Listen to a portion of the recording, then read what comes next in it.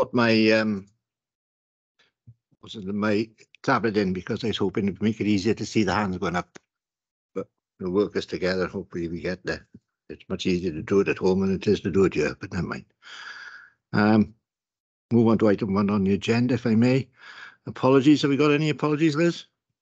We received apologies from Dave Howe and Kevin Griffith. Okay. I know Wendy's not feeling too well, but we're pleased to have you with us, Wendy. I just apologise for leaving the meeting early because I have a governor's meeting. Yeah, okay, Sue. Thank you. Thanks. Item 2 is disclosures of personal interest. Anybody got any interests they would like to disclose?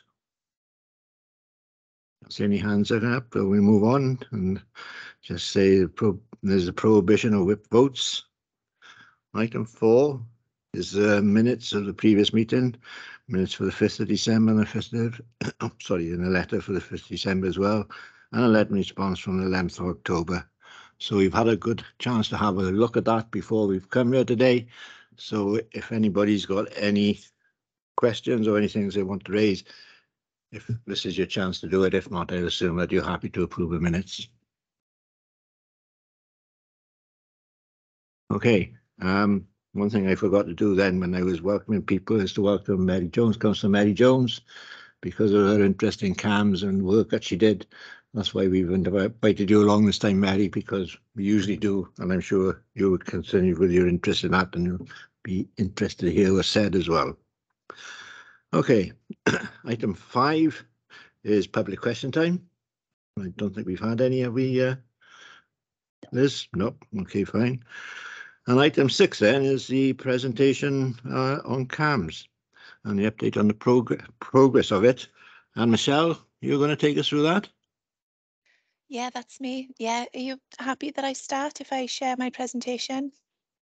You'd be very pleased if you would do that. It'd be much better that way, so that's fine.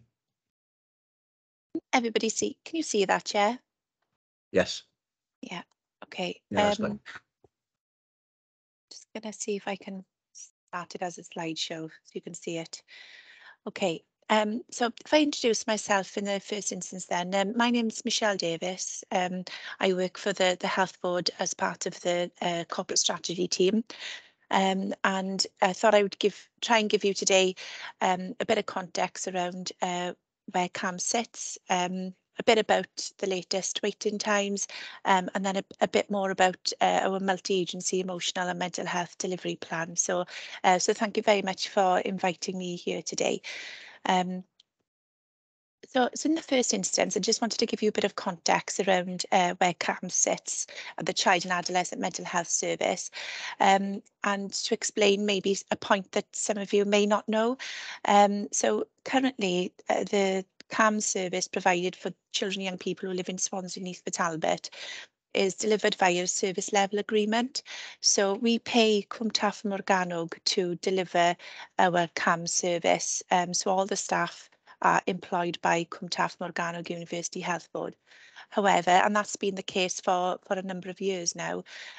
However, we did undertake a review this year, well, last year, I should say, in 2022, as to whether that is the best option. And following an option appraisal, our board agreed that we should transfer the service back to Swansea Bay. And that is scheduled to happen from the 1st of April 2023. So for those of you who didn't know, it's not the case anymore. So but hopefully there'll be a number of benefits to repatriating the service back into Swansea Bay, and all the staff who are employed by Cwmtaf, they only work to serve the population of Swansea and Neath Talbot. So you know, it is quite disjointed currently, and so we hope that we will see lots of value and benefits in bringing the team back in under Swansea Bay. So the way it works at the moment then, before they transfer back, is we've got quite robust commissioning arrangements. We've got a monthly meeting with the CAMS team, so that's Swansea Bay, Cwmtaf, the clinical team, and we sit down, review the waiting times and the performance, and review the improvement plan to see if there's things we can work on collaboratively to improve access for children and young people. So that's going to continue for a period of time, but those arrangements will be superseded by something new when they eventually do transfer back. And we've set up a project board to oversee that transfer as well. So it's looking at the workforce, finance and digital implications of the transfer back. So over the last 12 months, or actually over the last 2 years, all this was really initiated before the pandemic. We agreed that the management centre for Swansea Bay CAMHS would be the Neath Talbot Hospital site. So all the admin and the managerial staff are based on one site. And we've closed, for those of you that remember, the sites we had on Cavan Coed, Treharvard and Fairfield. We've closed those 2 sites and we've got a new premises in Swansea called Tir Meddwl, and that opened in July 2021. So currently our children and young people visit the Neath Talbot Children's Centre and then this new property in Tir Meddwl on the Kingsway. So we've got access to a Swansea and Neath Talbot property. Let's move on then. I included this slide just to give you a bit of an awareness really around the function and role of CAMHS, and those 2 first points. The first one describes sort of the low intensity work where specialist mental health professionals work alongside teachers, GPs, and manage and support those young people with mild to moderate mental health problems within their own community. So an example of that is we've got this CAMHS School in Reach service now. So that's a good example of that. In addition, they also provide specialist CAMHS, which is for targeted at young people who are displaying mental health illness, inappropriate behaviours that are risky to themselves or others, and you know, illnesses like self-harm, low mood, anxiety, eating disorders, all those kind of specialist conditions that young people can develop. So it was just really just to give you a bit more detail around that. And you know, some of the key roles that they do undertake are mental health assessments, the interventions themselves.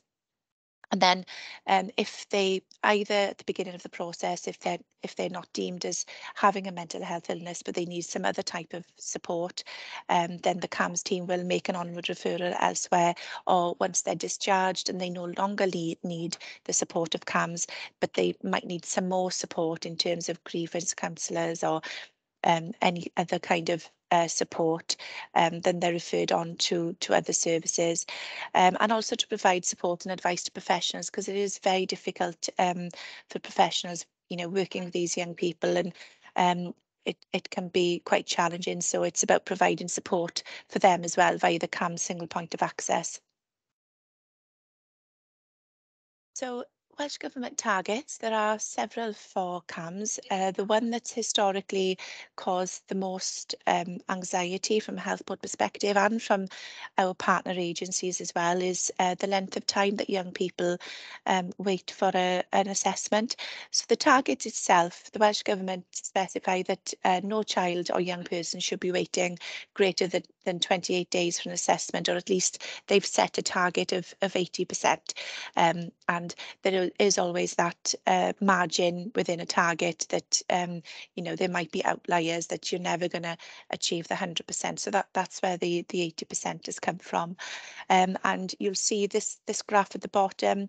You'll see that back in December 2021, sorry, we had over 400 people, young people on the waiting list, which wasn't a great position, and that was an accumulation really of not so much a higher demand, because I think we've been quite fortunate in Swansea Bay, Swansea Neath Talbot, where we haven't seen the national increases we were anticipating, but it was very much about capacity. A lot of the CAMHS staff were on sick, or we couldn't recruit to vacancies, so we were using agency staff. So we really had some issues with sustaining good capacity really, and that had built up over the course from the which really stemmed from COVID-19 as well. So But I'm glad to come to you today to report a much better position. And as you can see, in October last year, we had a 1.5 week waiting list, and the reduction in the longest wait as well, from 17 weeks to 9 weeks. And just to illustrate really that anyone waiting 9 weeks would probably have a valid reason for that. Young people can opt in and opt out. If they've got exams or things like that, they can opt to defer their treatment. So there is that to consider as well. So as of the 21st November, we had 115 young people in total on the waiting list, and only 18 of those were waiting greater than 28 days. Of course, it is our ambition to reduce that as far as possible, but I'm sure we agree that it's a massive improvement to where we were a year ago. And this really just shows that the trajectory that we requested from CAMS, and how, so the blue line is the number of young people on the waiting list, and you can really see that peak this time last year, and how that's significantly reduced through the efforts of the team over the summer, and we're actually ahead of that projected position. And this is largely down to the improvement plan that the Swansea Bay CAMS team have developed. In the first instance, because like I said, we had so many on the waiting list, it was about managing risk, and they did that by triaging the long waiters and prioritising our young people in line with need and age. And then how we've moved past that to sort of develop sustainable services rather than managing risk. CAMS have implemented an enhanced single point of access, and we're continuing to develop that. The development of groups, schools in reach, which is really proving to be an exemplar across Wales, and recruitment and retention as well, trying to test different models, moving away from a nurse-led model and really thinking outside of the box in terms of the professionals that we use. So, for example, the CAMS School in Reach service may have historically been reliant on nurses, whereas we've used band 5s, which could be assistant psychologists or people who have been school nurses or teachers with an interest in emotional health and well-being. So we've been trying to think outside the box really to improve our chances of recruiting. So Welsh Government funding 22-23, what we're trying to do is replicate some of the good practice that we're doing in schools, in GP clusters, recognising the demand on GPs and the challenging position they're also in. So it's about giving them the support that they need. Enhanced support for children and young people. What we saw during the pandemic was that whilst the number of referrals for eating disorders didn't increase significantly, the acuity levels of these young people, so whereas CAMS would have seen them presenting with quite mild to moderate eating disorders, we are seeing a lot more young people coming through with quite severe eating disorders, and so we've adapted in response to that need as well. 24/7 CAMS crisis currently, the crisis service only operates until 9 p.m, which can provide a bit of or develop a bit of backlog going into with young people waiting to be assessed during out of hours. So we've secured money so that the children and young people service can be on a par with adult service.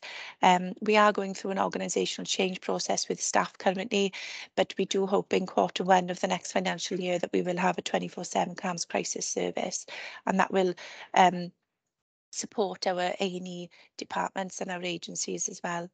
And psychological therapies is recognising that those children and young people presenting with physical illness also need support. So we've with their emotional and mental health, we've also been investing in that as well this year. Well, yeah, we are still in 22-23, aren't we?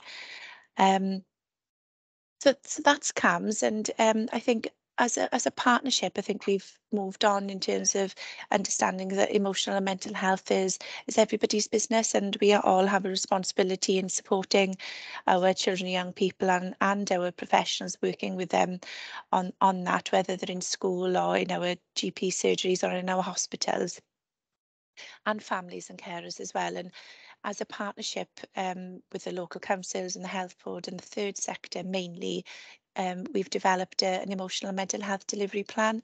So I just wanted to share with you, for those that don't know, that that exists, and that those are four points on there are our key priorities. And some of the achievements during the life of the delivery plan. So in 21-22, we developed a site called Tidy Minds. It was initially just to be, as it says on the tin, really, a website. So whether you're a young person, parent, carer, professional, you could go to one website and find out what's available for you in Swansea or Neath Talbot. But in the medium to long term, what we see envisage this is being more of a brand. So we can develop Tidy Minds as a brand and have young people associate their mental seeking support for their mental health as Tidy Minds. And we've also secured some money to employ a Tidy Minds coordinator that will help us support, promote and advertise the site and develop some social media presence as well. And that's just a snapshot from the site, you know, providing some high-level information and some signposting for young people on how to cope with common issues. That's just one example, and that's the website address there. We've also commissioned Cwth, the Health Board have commissioned Cwth, which was part of our sort of recovery coming out of the pandemic, recognising that we were likely to see a bigger demand on mental health services and trying to prepare for that. The online mental wellbeing community is very much about young people who go looking for advice and support and general information on mental health. It's not on the same level as counselling. It's just about creating a mental wellbeing community, really, as it says there. And it does give the opportunity for young people to speak to qualified practitioners as well, practitioners via chat, and really to talk about them, what they're feeling happy about and what they're not feeling happy about, and what maybe some of the goals in improving their mental health and well-being might be. And that's just a bit more of a description really about what Cwth is all about. So that's about it for me. I feel like I've been talking quite a lot, and I hope you found the presentation useful, and I'm happy to take any questions really. Thank you, Michelle. That really is a very interesting presentation, which we're interested in. I'll throw it open to members first of all. And I notice Mary Jones, you've got your hand up. So would you like to come in, Mary? Oh, thank you. I'm not actually a member, and thank you very much for inviting me. And you were actually one of the panel yourself when we did the scrutiny, as I think Councillor Susan Jones was as well. One thing I should have asked for was where the recommendations we made from that panel, and to see how CAMHS has actually measured against them, because you have come a long way. One thing we did identify was about the Cwm Taf, and we thought it should be better off in-house, which you were obviously looking to do.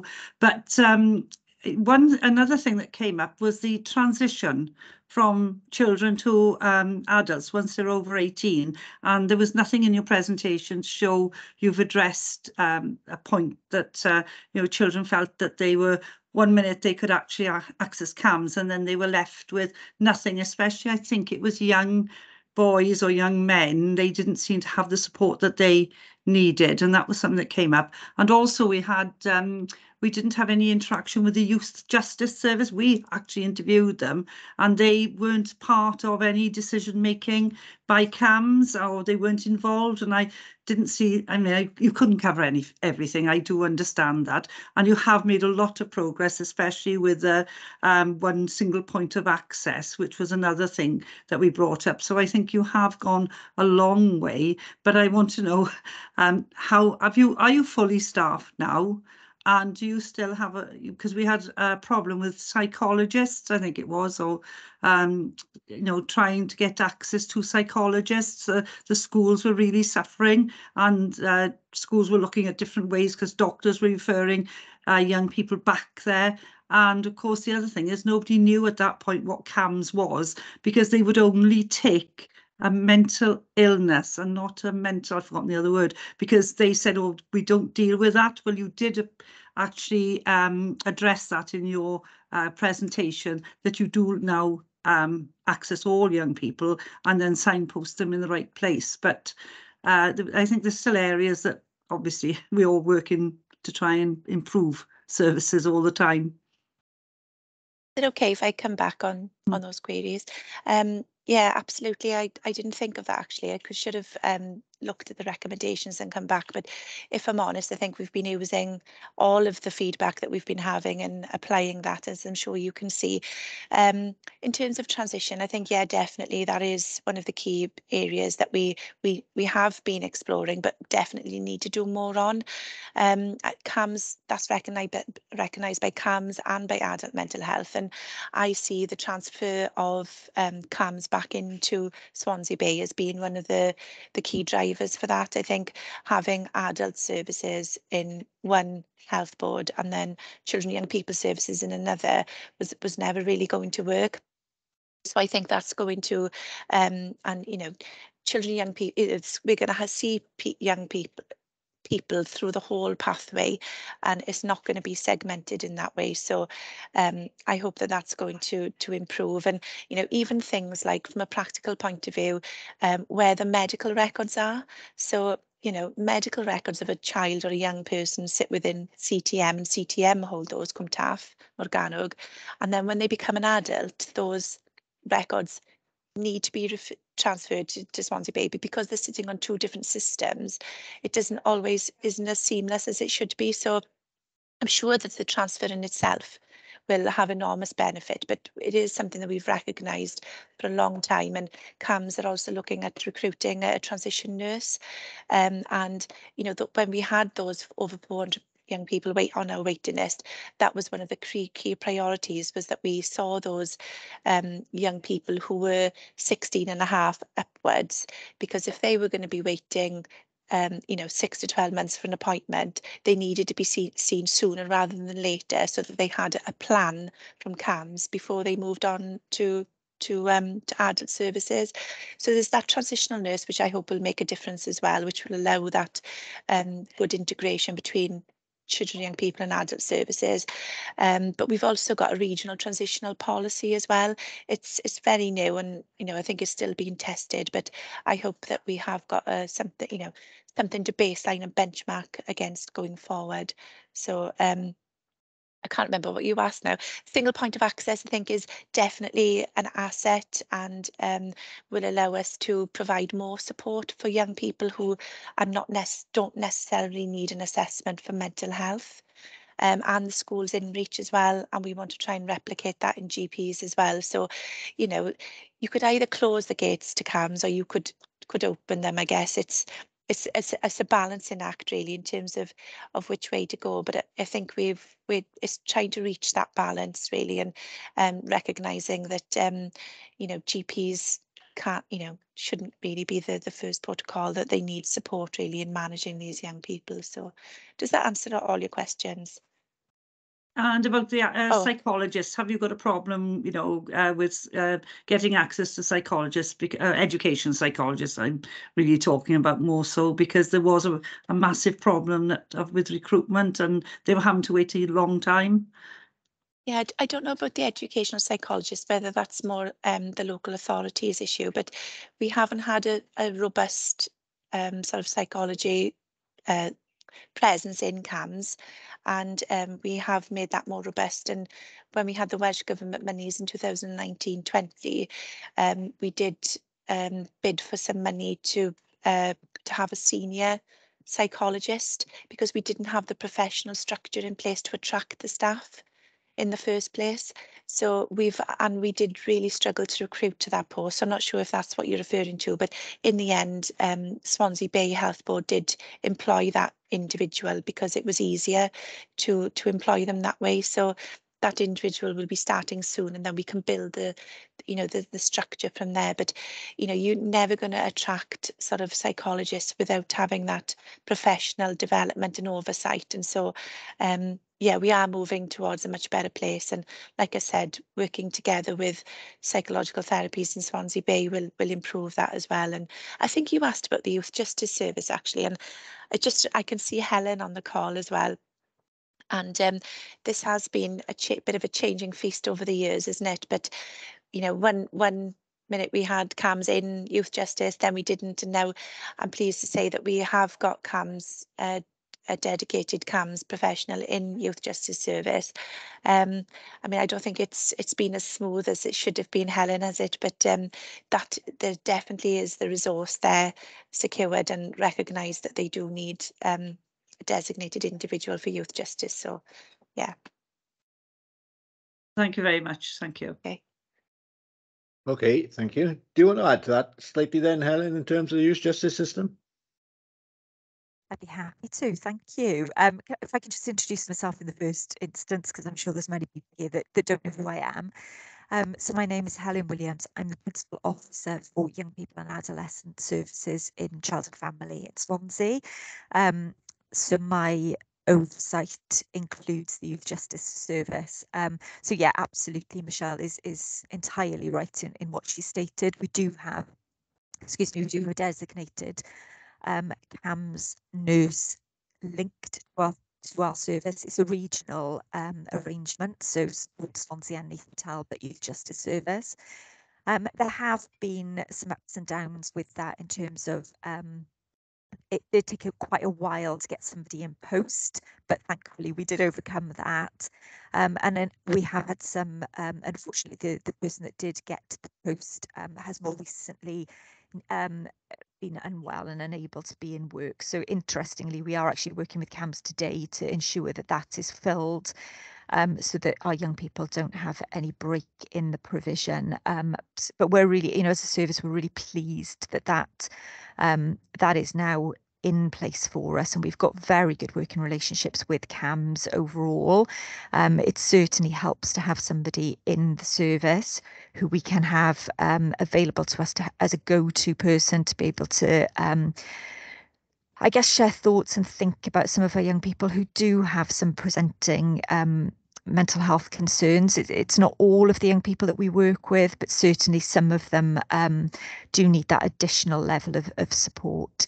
And I know, Michelle, in your presentation, you talked about that sort of emotional health element, and that's certainly something that I would say the majority of young people that we're working with within youth justice require that level of support around their emotional health.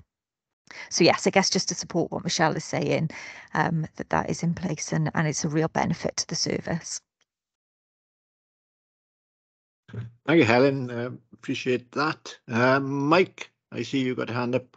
Comes to Mike. Yeah, thanks, Paxton, and thanks very much, Michelle. That was really helpful and clear. And forgive me for perhaps not having a full grasp of the nature of the work that you do. To have two specific questions I wanted to ask. First of all is, in the case of somebody, a youngster in crisis, what would be the kind of support mechanisms that would be available for them? Would they actually be referred through to you in the first instance, or would there be other mechanisms to pick up that young person in crisis? And the second point then is, for those that you would have on your case books, as it were, is there a kind of an average time, a median time that they would be supported? Is there a kind of I know that so many of these are kind of individualized, but is there some way of measuring the amount of time that a young person might be with you? Yeah, absolutely. I mean, it's important to highlight that I'm not clinical, so I can only give my view as a strategic planner, really, and on the facts that I've got available. So in terms of crisis, we do have a crisis service that operates 9 a.m. to 9 p.m. and that is accessed via our single point of access number. So we do have nurses available between 9 a.m. and 9 p.m. and the plan then is for that to go 24/7 as well, so that it's on a par with adult services.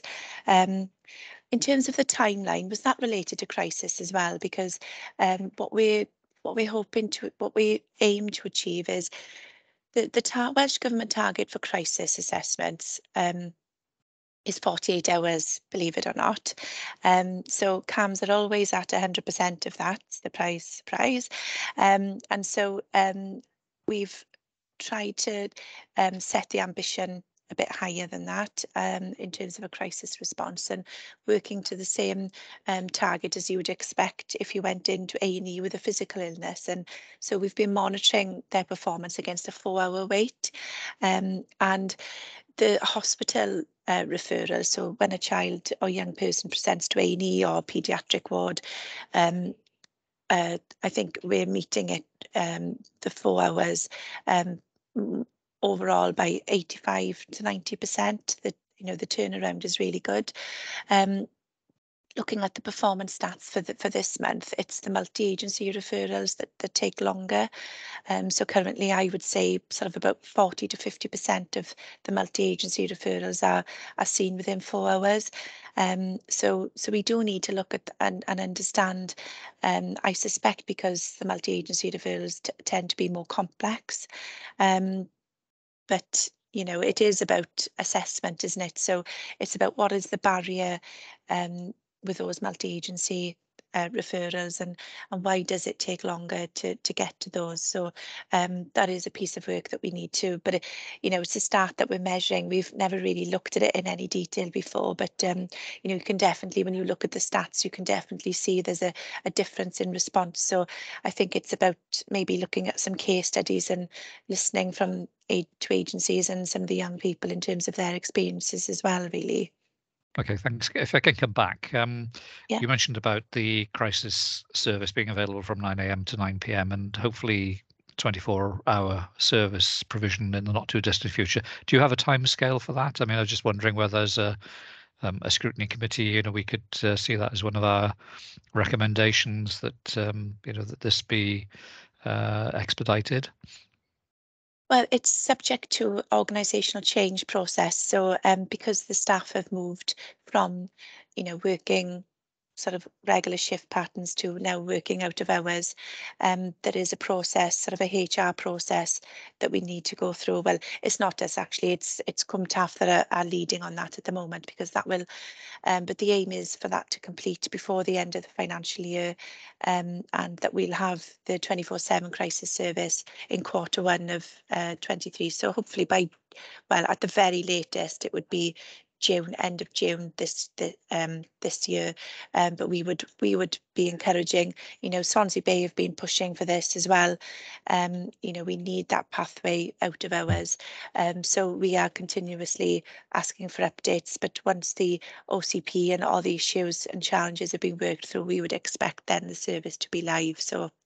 Okay, thank you. My earlier second question, if I can put it like that, wasn't related just to those in crisis, but generally, is there a kind of an average time that a youngster would be on your books? I mean, at what point would they not appear any longer in your statistics, as it were, as a live case, if I can put it like that?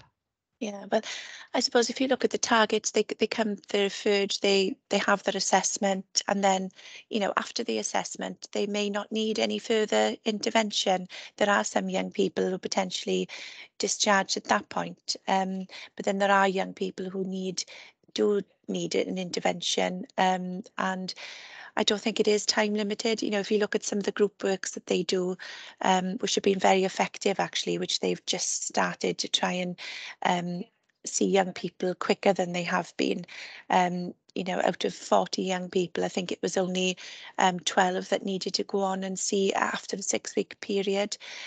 So I think CAMS can be quite flexible in terms of, you know, when they discharge these young people and making sure that they've got a plan. So I don't think there is a set time of how long young people are on our books as such. It all depends on their need, really. Yeah. So it's not time limited. It depends, as you say, upon the initial assessment and what's suitable for that youngster. Yeah. Okay, thank you. There's some interesting points covered there. Has anybody got any other questions that they want to ask? I'm going to ask a couple of very minor questions, I think, if I may. On your 4th slide, you've got graphs at the bottom of that, and I couldn't understand one of them, that's for sure. And that was the it was the one that shows the waiting times basically, but the one underneath it, I don't know what that was about. Let me have a look. Yeah, so that was just a graph that showed the volume of patients on the waiting list. So it showed, I think I talked us through it. So back at the end of the financial year, well, this time last year, we had over 453 patients waiting, or young people waiting, I should say. And that red line just showed. So sorry, I think I understood the top graph. It was the bottom one, the diagram below it. Yeah, I don't know. I think that's just recreated the above. I don't think it's significant. Okay. And basically, you mentioned Welsh government funding that you were seeking it. Which way is that going? Is it going up or is it going down?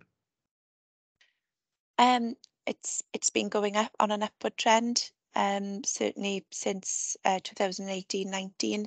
The Health Board made a decision in 2018-19 that any mental health monies that came in, that children and young people would get a population-based share of the money, because historically it had all gone into adult services. So it was agreed back in 18, 19, or even the year before that, that children and young people would get 20% of that money.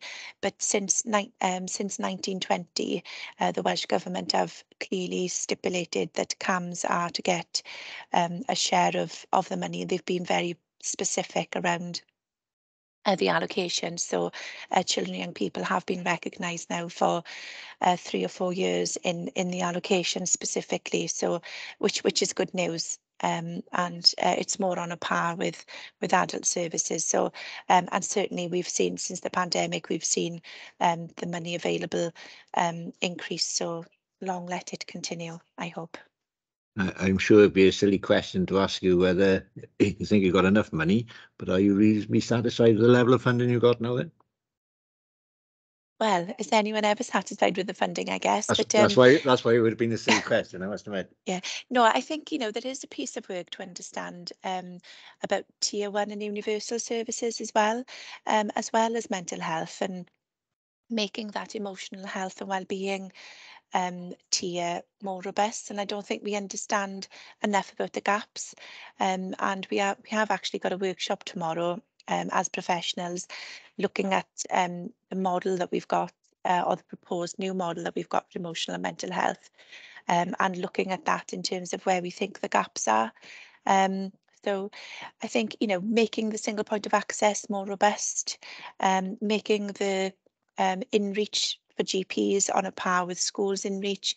I think, yes, there's definitely scope to invest more in specialist services. But, I would say emotional health and well-being as well has to be a consideration. And, maybe Welsh Government should have a greater focus on that as well, I would say. And just one final question in that sense, not in that sense in financial terms, but obviously having gone through the pandemic, have you noticed that there's been significant increases, decreases, or changes in the mental health requirements that you've been finding with adolescents? There wasn't a large jump. When I think with CAMS, they do tend to be seasonal trends anyway. So when the schools are open, we'll see quite high numbers of referrals, and then when the schools close for the summer or for Easter or for Christmas, then the referrals will drop off. And we saw a similar pattern with the lockdowns. So when we were in lockdown, just like the presentations to A&E, they did drop off quite significantly, and we have seen that peak since over the last 2 years, but not to any extent as to what we were expecting. And I think in Swansea and East Talbot, we have been quite fortunate in that we haven't seen the same increases as they've seen in England and other parts of Wales. And we're hopeful that the single point of access and the schools in reach, and the fact that we're working in this way has prevented that. But I suppose whilst we haven't seen a dramatic, the 30% increase that they were anticipating, I think acuity levels have been higher. Like I was talking about earlier with eating disorders, we've been seeing young people presenting with higher level of need for their eating disorders. So their eating disorder illness is far more progressed and at a higher state of need than maybe we would have seen prior to the pandemic, and there's probably a few different reasons for that. But yeah, it's definitely the acuity levels, I would say, that are higher rather than the number of referrals. But we have seen peaks and we have seen an overarching increase, but just not to the same level as we were anticipating, which is good. Okay, in that case, I'll say thank you very much. Very interesting presentation again, and we look forward to seeing you sometime in the future again, Michelle. Thank you very much for your time. Thank you. Bye. At that point in time, we'll move on to item 7 on the agenda, which is the update on child disability services. And I suspect, Helen, you're going to take us through that. I don't know if Cabinet Member or Julie wants to say anything ahead of it. Thanks, Paxton. Yeah, Helen will talk. It's not least which because I'm losing my voice at the moment. So Helen will give an overview of the key areas that we're looking to develop and achievements of that service. And then I'm here to help if there's any specific questions that I can support Helen with. But I'll hand over to you, Helen, if that's okay. Michelle, Michelle's just asking, do they know that she's here? Pardon? Michelle just asking, do Helen and Julie know that she's here? Okay. Probably not. Sorry, I should have introduced you. Do you want to come and sit down? Would it be easier down here?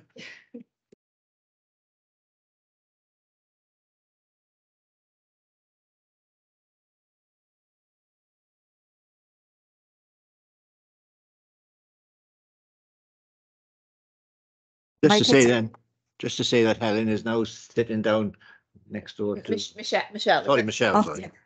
No, okay. Sorry. No, we thank you, Paxton. We hadn't appreciated that Michelle was in the room with you. So therefore, then Michelle will be pulled in by Helen as and when she goes through the report. That's brilliant. Okay.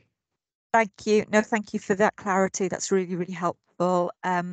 So I won't introduce myself again, other than to just clarify that as part of my role, I also have oversight over the child disability team.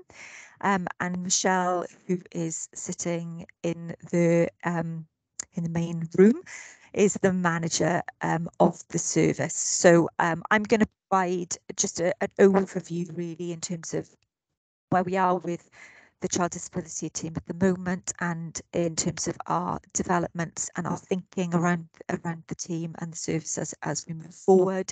And if there are any questions at the end or anything additional that Michelle might want to add, we'll work our way through it, if that's okay. So if I just begin just by giving a little bit of an overview, really, of the child disability team. So the team work directly with children and young people and their families, parents, carers, where those children have diagnosed disabilities. So there is a statutory requirement for the team to be working. So it's at tier 4, so it's that statutory level, where there are specific identified needs that needs additional support. So where the child is identified as a child in need, where that child may be on the child protection register or a looked after child. So in Swansea, we adopt a social model in the way that we work with children with disabilities. And the idea is that we focus really on the child's strengths and capabilities, and try and work around the barriers that naturally exist within our societies to enable them to have fulfilled lives. And that is in line, we think about the legislation that we work under, that is in line with the Social Services and Wellbeing Act, which again takes a very strengths-focused approach, understanding what matters to children and young people, and help them to live within society as fully as possible. So the team, I'm sure Michelle will talk more about the the work that's undertaken by the team, but the team have a duty to undertake assessments of any children and young people who have disabilities, to work with their families and to identify what the most appropriate outcomes would be for those children and young people, and naturally work towards a care plan that can meet those needs. So what I wanted to talk about this afternoon is just to give a bit of an overview about some of the changes that have taken place within the team recently, just to give an awareness of how we're working at the moment in Swansea. And I suppose one of the key points to raise is that we are trying to enhance understanding of disability and knowledge of disability right across the service. So from our sort of tier 1 services, universal services, where families are accessing universal services, to our early help provision, right the way through to our statutory provisions. And part of that is that the child disability team, a number of staff members from the child disability team are now working within a new service within Child and Family, which is known as the Academy.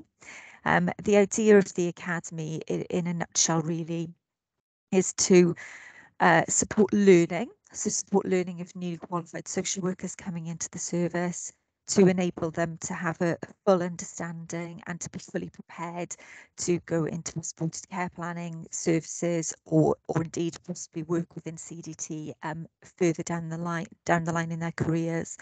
So having staff from the child disability team within that service enables that learning, that knowledge to be shared, and to build confidence really in terms of our in terms of our staff. It's quite a new development, and something that we are hoping to see some really positive results from. We're really pleased to be part of that process. And hopefully it will enable us to have an understanding of disability right across the service. In addition, we also have a senior social worker who has experience of working within the child disability team based within our front door service.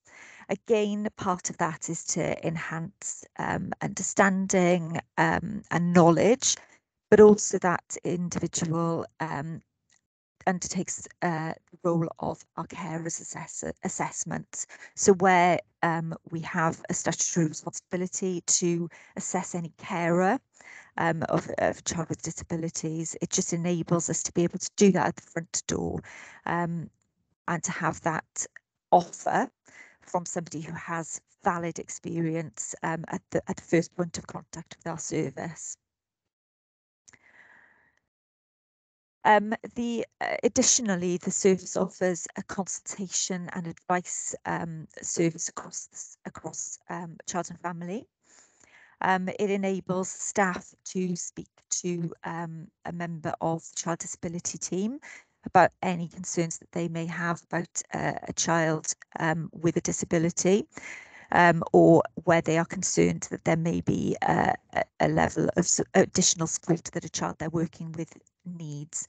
Again, I'm sure Michelle will be able to fill in some more details around that offer, but it certainly is something that is considered to be a really positive resource across the wider service, and enables staff members to feel more confident when they're talking about disability, in their understanding of that. And I guess in the way that they're working then with families and carers, to be able to have meaningful conversations around the child's needs, and with a view that those can be firmly met. One of the other pieces of work and areas, I guess, that we're really proud of in Swansea is the work that we have and the partnership work that we have with our Parent Carer Forum. So we work quite closely with parent carers in order to ensure that the service that we're providing is accurate and right for the children and young people who are accessing it. Most recently, we've worked with Parent Carer Forum in terms of looking at the eligibility criteria for the child disability team. So recognising that the service is there to provide support at the tier 4 level, the statutory level, but understanding how that fits with all of the other a continuum of need, really, the tiers of work that we have from universal services right the way through to statutory. And again, just ensuring that we are providing the right service at the right time for families and for children and young people, some of whom may not require that statutory element. So we've done, in partnership with them, we did a review of the eligibility criteria in order to ensure that we're right across the service with an understanding of where the needs sit.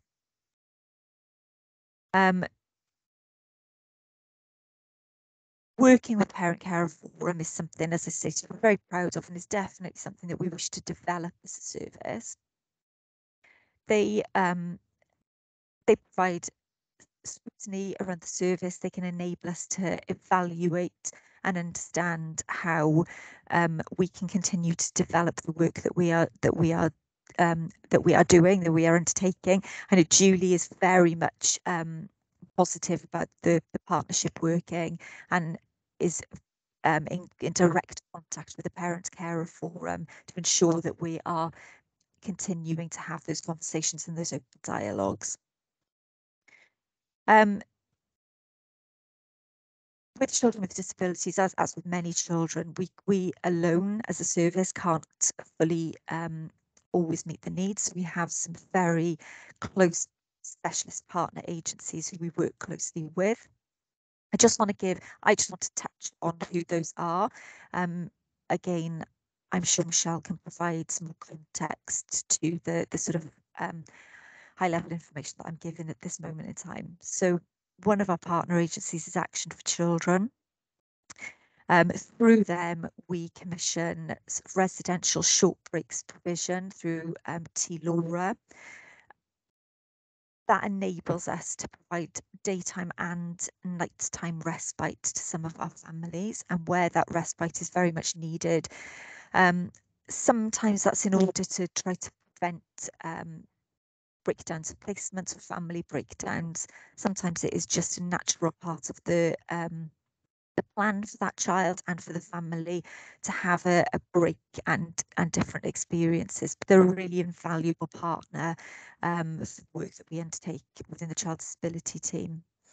We also have short breaks through foster carers and Family Link, where we can provide some additional sort of respite and support for families.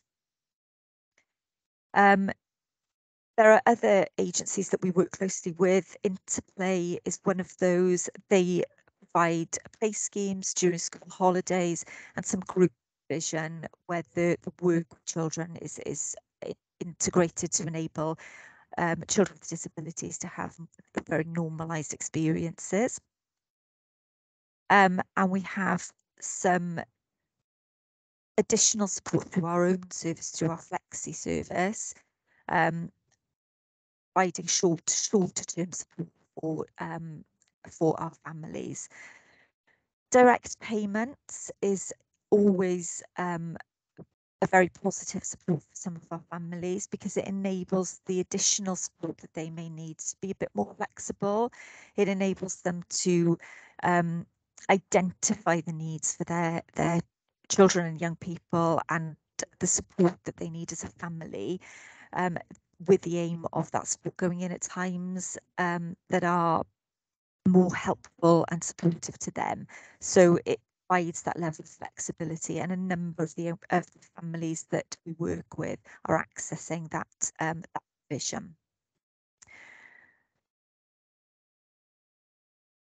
So I guess to end, from my perspective, I just wanted to touch on where we're moving to going forward, really. And we recognise that the child disability team, there's a lot of complexities within the service provision, within the families that we support. And we want to ensure moving forward that we are fully understanding what matters to the families that we work with and the children and young people that have the direct support from us. So we are working towards an internal system review that we're hoping will begin most likely February, March time, where we are able to look at the service as it is, consider whether we are meeting the needs of the families that we are working with, what we can learn from them, to gain feedback from them directly, and to think about how we can develop the service further to meet the needs and to ensure that we are providing the best level of service that we possibly can. Children, young people and their families and carers are going to be really central to that process, and we will spend time with them, speaking to them and taking feedback directly from them. Additionally, our partner agencies will be very much involved in that process, thinking about how we work in partnership, how we ensure that the care plans are meeting the outcomes that we envisage for the children and young people. And also considering those who may need longer term support, may require transition into adult services, and how we can develop those partnerships further to ensure that transitions are always difficult, but to just ensure that they are as smooth as possible and that there is a very clear understanding when young people are transitioning into adult services and where health support is also required, that there is a very clear understanding of the needs for those children and young people. So our best hope would be that we would have some clear outcomes from the systems review, and we would be really open and hopeful that we would be able to come back to scrutiny at the end of that process to be able to share some of our learning from it and to share with you our next steps and how we're going to hopefully develop the service much further. I'm very conscious I've been talking at you for quite some time. I don't know whether Michelle may have anything that she would like to add or clarify in terms of what I've said, and then be happy to take any questions. So thank you. Okay, thank you, Helen. A few questions to come out of that, I think. Did Michelle want to come in, or Julie? Okay. In that case, we will throw it open, and if members have any questions, perhaps they'd like to put their hands up and show us. We're not seeing any hands going up at the moment, so that can't be bad, I suppose. Well, I'm going to ask a few then, if I may. 2.5 in your report in particular, paragraph 2.5, which was about criteria and eligibility criteria in particular, obviously. To what extent has that changed, and which way has it changed? I know it's something that we were very concerned about going back some time many years ago now when we first started on this area in the scrutiny panel. If I'm going back to the 2010, 11, 12, around that area, we were very keen on what the eligibility criteria were, how you set it, how rigid they are, and I was going to say how flexible, which is still you have to say rigid, but are they shifting to any great degree in terms of limiting the amount of people who come into disabled services, or increasing?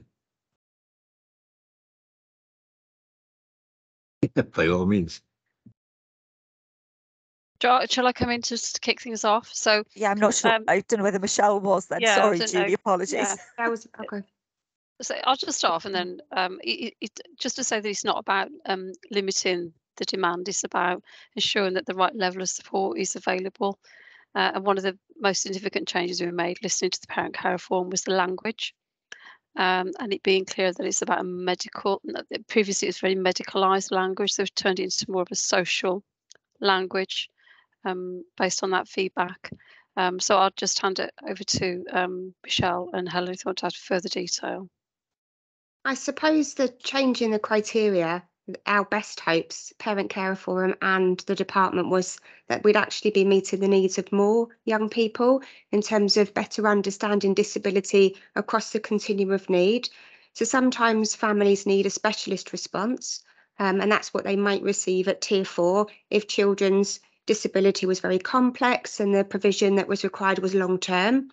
That encompasses the looked after children, child protection, but complex children where there's risk of family breakdown or their disability is such that we feel they're going to need to transition over to adult services.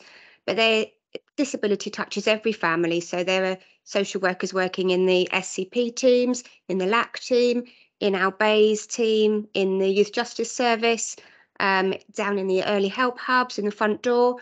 So we will provide consultation to all of those teams to, as Helen described, our best hopes is to build confidence with those social workers so that when we undertake assessments, they're truly holistic and they are understanding and considering disability as part of that. So in terms of our criteria, we are far more focused because we're dealing with the more, the children with the higher needs that need the specialist provision, but there's lots of work going on with children and families where disability is an issue, and that's responded to, I guess, appropriately at that level.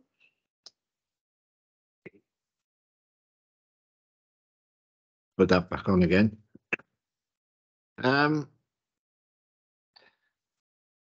Certainly at one time criteria seemed to be used as a rationing mechanism rather than an enabling mechanism, if that's the way you put it. I think Julie was saying earlier that that is not the case now. So no, I would say that I mean, in Helen's presentation, she talks about children who have diagnoses. It's also very much about presenting need at any one time. So you can have a family with a child with significant disabilities, but they might have a really robust social network around them and they don't require our input. And if that's assessed and they say they don't want that support and you can see the needs are being met, then they wouldn't, have a service from us. But then there may be children, little ones, who are presenting with behaviours that you can see are very likely emerging disabilities. So it may be that it would be a role for us to work with them. It's very flexible now. And there is, I guess, more flexibility in terms of senior managers may make decisions that they feel the CDT have the best skill set to respond to a particular family set of needs. I think there's lots of questions and we're always open to looking at how we can support. I think, like Helen said, we all want to work together across the service. Okay. Obviously, you're talking that it is a family-based thing, and in section 2.2 there's talk about assessments specifically for the carers as well as those who are being cared for. Are those being done routinely? And I know in other services we've had problems getting assessments done. Are you getting the same sort of problems? So in children's services, there's two routes to carers assessments. One is that carers, they have the right to request an assessment in their own right. And as Helen was explaining, there's a senior social worker in the front door and she supervises a pod where social workers will undertake those independent carers assessments. But in the child disability team, there is an option that we'll consider the family and the child holistically if the family want us to do that. So the carers assessment would be incorporated into the child's assessment. Do you, as a matter of routine, do reassessments every 12 months or something of that nature? We don't do it. Or is it ongoing all the time, basically? We don't do reassessments every 12 months. We do reassessments when there's a change of circumstances and we need to look at the situation again. But we do have care plans that are reviewed very regularly, and they are a kind of update of the assessment. That makes sense. 212 talks about day services, I think. Is there much these days in the way of day services? There used to be before the pandemic, I think. I'm just wondering whether that's increased or decreased. So Action for Children run daycare, as Helen was sharing. We tend to offer that in the school holidays, so that runs alongside local aid and Interplay, who will support and provide activities that set in schools. So Action for Children is generally set in T-Laura, so it will support the children that go to T-Laura. They are generally the children that can't manage your community services or your community settings, so they will require specialist service in terms of daycare. And the last question I think I was going to ask was basically in terms of direct payments. Obviously, in adult social services, there is a degree of pressure, I suppose, to try and increase the level of that, so people have their choices. Certainly was a one-time, not so long ago, perhaps. But is that the same situation with child and family services? In terms of direct payments, we're needing to look at that very carefully. We do offer a lot of direct payments in the child disability team, but what we're recognising is they're not necessarily providing the outcomes for children that we would want. I'll give you an example. If we pair a child with an adult PA and they take them out socially, they aren't necessarily actually truly having that social experience alongside other children, alongside peers. They're going out with an adult, so it's a different type of relationship. So we do want to look at that and progress that further. We want to look at maybe having smaller groups of children going out with a where they're called personal assistants, or maybe a couple of personal assistants. There's definitely work to be developed within that. Okay, I will ask the question again. Is any of the members got any further questions they'd like to ask officers? And you seem to have satisfied us very well. Could I just make a Please. Yeah, I just wanted to thank all the officers for the report and you know and the really good work that's going on. It's it can be quite a complex area for across child and family services, but I think the guiding principles of adhering to the social model of disability and that co-production and strengths-based approach throughout really, you know, is really developing good outcomes for the children involved. Okay, fine. In that case, I'll say thank you very much to officers who have presented today. I didn't realise, and I perhaps should have, that's just two Michelles in the room. So my apologies on that score. So my thanks to the two Michelles and Helen as well, and Julie, and the cabinet member. We'll move on to item 8 on the agenda, which is the work programme. You will have seen the work programme, members. I don't know if anybody's got any comments that they want to raise on it. Again, I'm not seeing any hands going up. So I think that really allows me to bring this meeting to a close at this point in time and say thank you very much, everybody, for their attendance. Thank you for your attention, and see you at the next meeting. Thank you. Thank you. Bye. Thanks, everybody. Bye. Bye.